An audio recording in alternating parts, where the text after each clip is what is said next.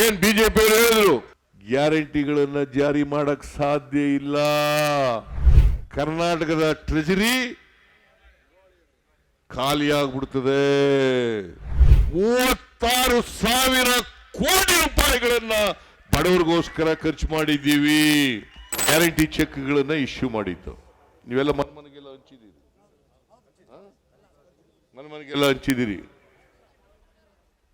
Guarantee ಚೆಕ್ಗಳನ್ನು ಹಂಚಿದ್ದು ಏನ್ BJP ಹೇಳಿದ್ರು ಗ್ಯಾರಂಟಿಗಳನ್ನ ಜಾರಿ ಮಾಡಕ್ ಸಾಧ್ಯ ಇಲ್ಲ.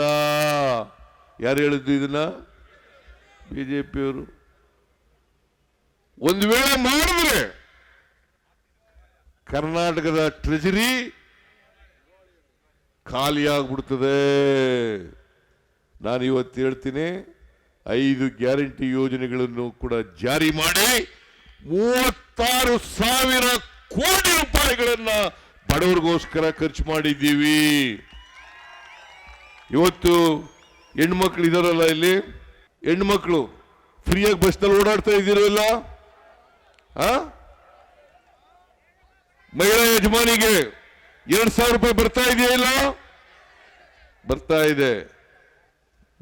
ಇದೆ. ನಿಮ್ಮ ಮನೆಗೆ ಫ್ರೀಯಾಗಿ ಕರೆಂಟ್ ಬರ್ತಾ ಇದೆಯಾ ಇಲ್ಲ?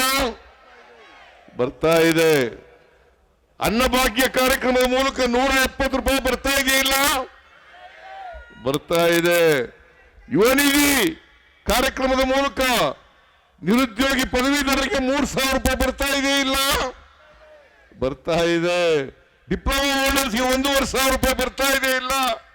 ಬರ್ತಾ ಇದೆ. 5 ಗ್ಯಾರಂಟಿಗಳನ್ನು ಕೂಡ ಜಾರಿ ಮಾಡಿದ್ದೀವಿ. ನುಡಿದಂತೆ ನಡೆದಿದ್ದೀವಿ.